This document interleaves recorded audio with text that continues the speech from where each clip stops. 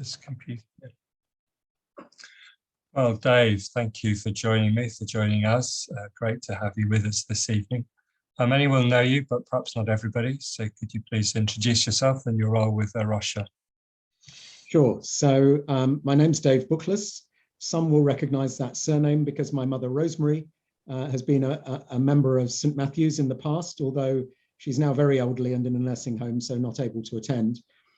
And I'm a fairly recent mission partner for St. Matthew's and Cheltenham Minster, but have been working for Rocha for over 20 years.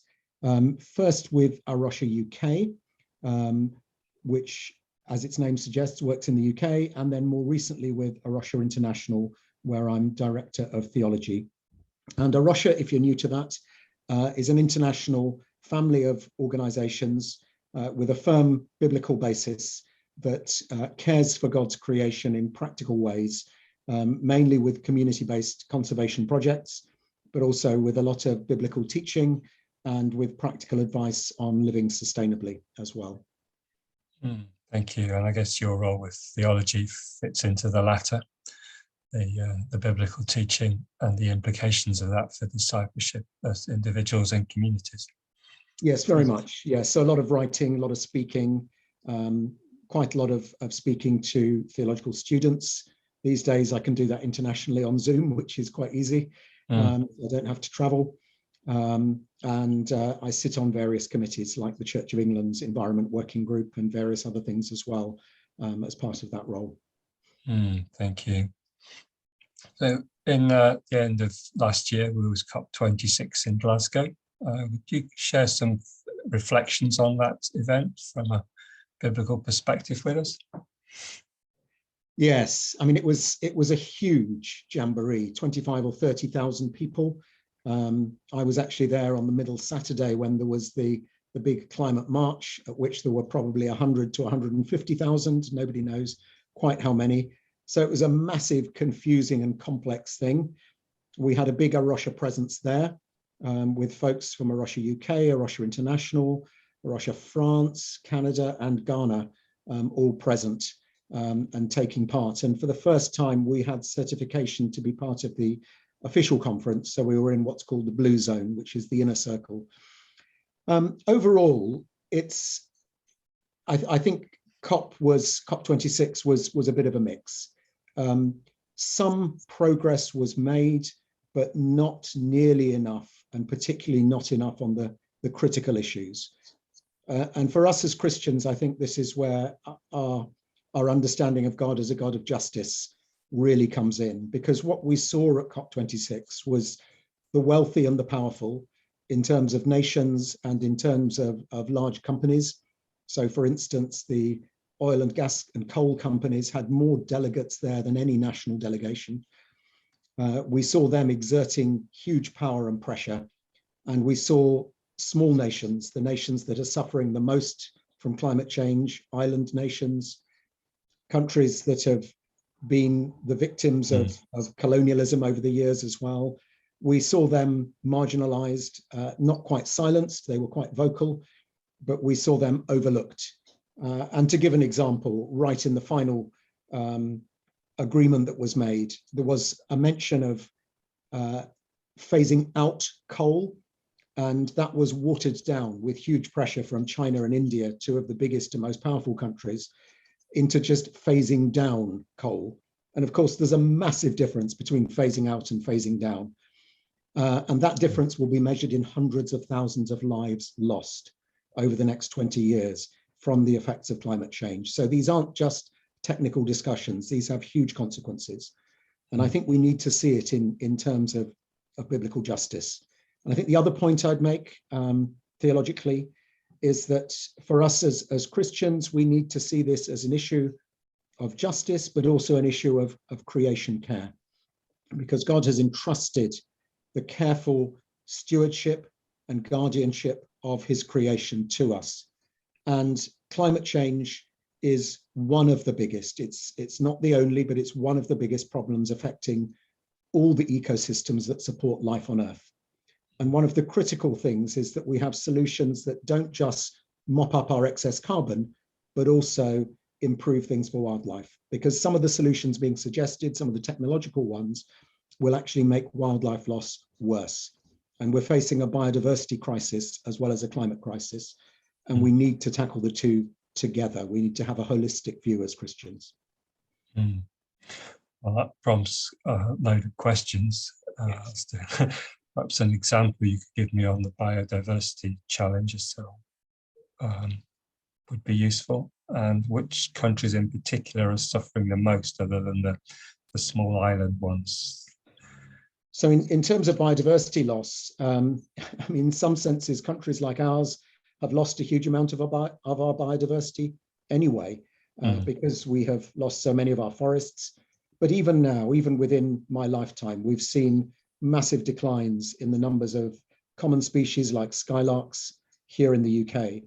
But the countries that are suffering the worst are in the tropical regions of the world, in the Arctic and Antarctic, and in some of the marine areas, particularly coral reefs. Coral reefs are being devastated by very small changes in temperature and ocean acidification.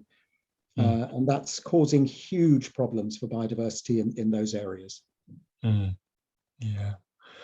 Yeah. And then how, as Christians, as individuals, and maybe as a church community, would you suggest that we should respond to this?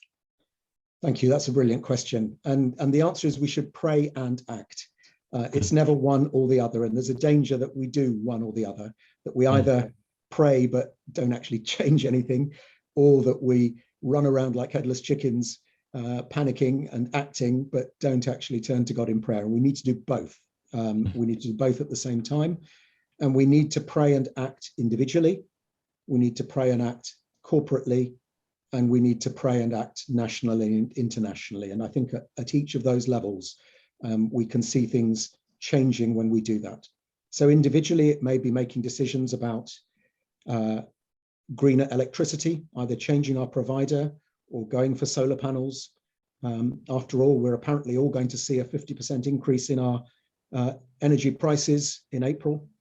And so to move to generating more of our own energy makes a lot of economic sense, as well as a lot of environmental sense. Changing to electric cars if it's time to change your car anyway. Changing our diet to cut down on meat. Those are all simple things we can all do. Reducing our flying and our polluting travel. And then at the corporate level, I think there's a real role for churches here.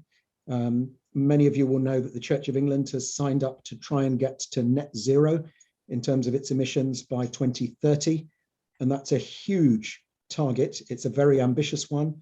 And it will require every church to do things like looking at their heating systems, looking at their travel, and also integrating this into their teaching, their children's and youth work, their Bible studies and prayer.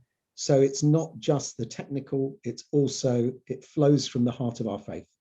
And then at the national and international, our government, the UK government, is still chair of the COP process up until COP27, which is November this year in Cairo. And so our government holds the reins in terms of the international agreements. And because COP26 didn't go far enough, there's a real need for increasing pressure to be put on those countries that have been dragging their feet and have been slowing down progress over this coming year, so that at COP27 in Egypt, we can actually see some of the things that COP26 failed on delivered. And that's a case of writing to our MPs, of getting in touch with Alok Sharma, who's still running this process on behalf of the UK government, and joining in with some of the big campaigns. And Tearfund are a Christian organization who we work closely with in Rocha, who are campaigning actively on this. I'd really recommend looking out for their campaigns on this area. Dave, thank you. Briefly, could you tell us about Climate Stewards, which I think is a separate organisation, but actually set up by Rocha? Correct, yes, it's part of the Rocha family, but it's a separate organisation. So Climate Stewards exists to help people offset the polluting behaviours, whether that's travel or other things, that their lifestyles lead to. And all of us live in a world where we are inevitably compromised. You know, if we drive, if we fly, even through the food we eat and the energy we use in our homes, we pollute. What Climate Stewards is not is an excuse for us to fly and pollute as much as we like and then pay a little bit extra to salve our consciences. And there's a real danger that people kind of, you know, it becomes like medieval indulgences. That's not what it is. And Climate Stewards are at pains to point that out. Yes. We reduce all we can, but our inevitable pollution, we can then offset. And Climate Stewards have a rigorously tested program around the world in partnership with Christian projects, where partly through planting trees, partly through other things, the carbon is absorbed, but there are also benefits for local communities and for livelihoods, and there are also benefits for biodiversity. It's a kind of triple bottom line that they follow. And I really recommend them. And I think it's, you know, do look at their website and do see what you can offset of your own emissions. Thank you, Dave. I'll pop the URL for Climate Stewards in the chat for everyone to look at. Thank you. I'll also summarise the prayer points that you've given us both globally and locally. So many thanks for your time, Dave, and the Lord be with you. Thanks also for the brief update on Rosemary and the other issues you spoke about with me privately for your family. The Lord be with you. Thank you. God bless. Thank you. And thank you all so much for your prayers and support. Thank you.